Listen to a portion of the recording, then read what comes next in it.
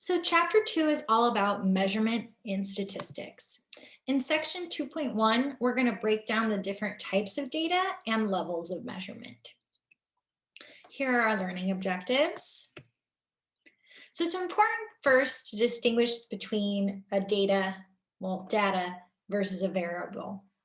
So data are the values of a particular variable. That data comes from your population or your sample, right? Remember that our sample needs to be representative.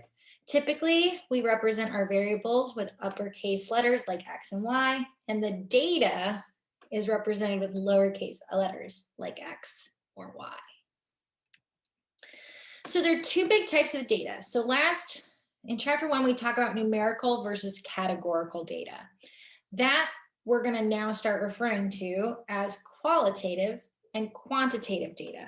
Qualitative data refers to a quality that someone in your sample or population has. Quantitative refers to a quantity that someone in your sample or population takes on. So qualitative data consists of values that can be placed into non-numerical categories. This is also called categorical data, like we defined in chapter 1. Some examples could be hair color, blood type, ethnic group, right? Anything that could break you up into categories. These data typically have values that are words or letters. So for example, you could be blonde, you could have AB plus positive blood, you could be Caucasian, and those are cars and cities, right?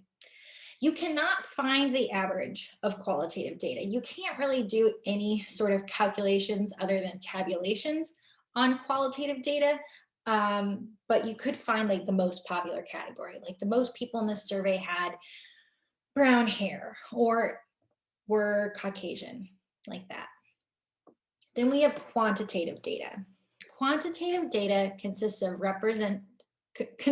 values representing counts or measurements. So for example, I own one cat. That is a count. Or it could be a measurement. My cat weighs 7.5 pounds. So you can count the objects or you can measure them. So for example, it could be heart rate, your weight, that's something you measure. Number of people in a city, that's something that you count. There are two subgroups, two different types of qualitative data. One is discrete and one is continuous. And we're going to talk about those after we answered these questions. So classify each of the following sets of data as qualitative or quantitative. A, brand names of shoes in a customer survey or consumer survey.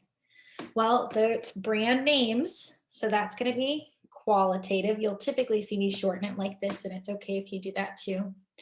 Scores on a multiple choice exam. We're looking at the scores, not the choices. Like I didn't choose A, B, C, D. I'm looking at the score. So this would be quantitative. And I felt like spelling that one all out. So we've got qualitative and quantitative data. So let's break down quantitative data and discuss the difference between discrete and continuous data.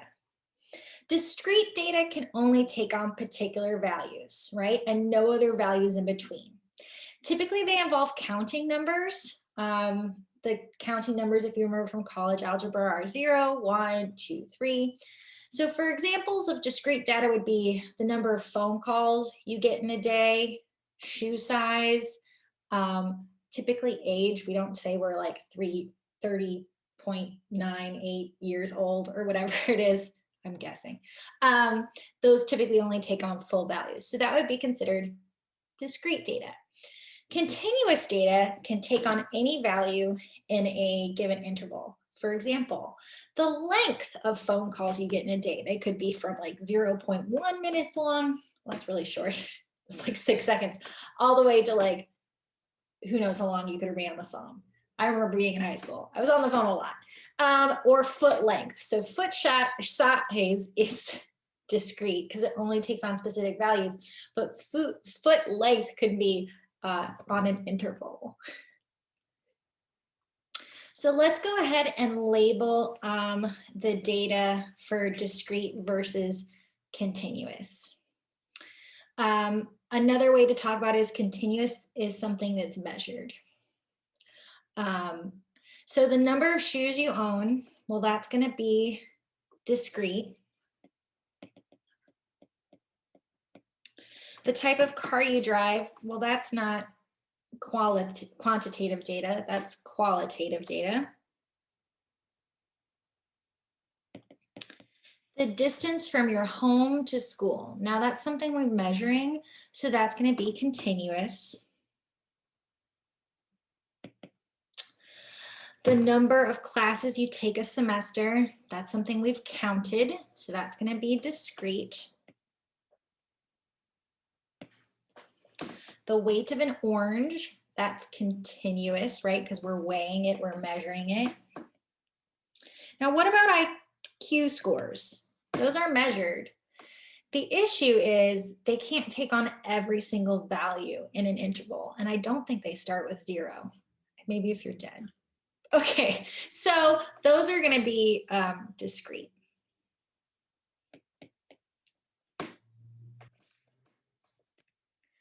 Okay, the way a data set is measured, it's called its level of measurement.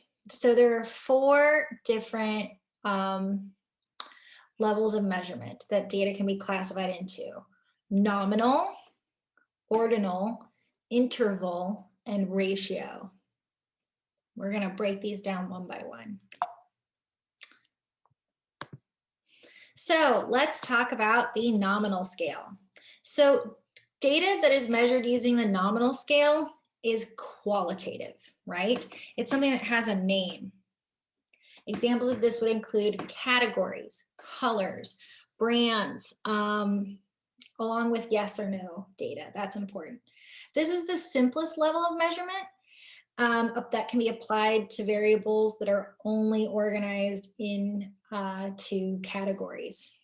Nominal data cannot be used in any calculations, right? We can calculate the frequency of the occurrence of nominal data. Like, for example, there were 6 Laurens in my graduating class. That's a lot of Laurens. But we can't do any, like, what was the mean name? That doesn't really make any sense. The ordinal scale is similar to the nominal scale, but it can be ordered. Okay, so for example of that could be like rating scales. Like if you took a survey and it was very dissatisfied, unopinionated, satisfied, very satisfied, right? That's also called a Likert scale, by the way. Likert, cool researcher, look them up. But that would be ordinal, okay?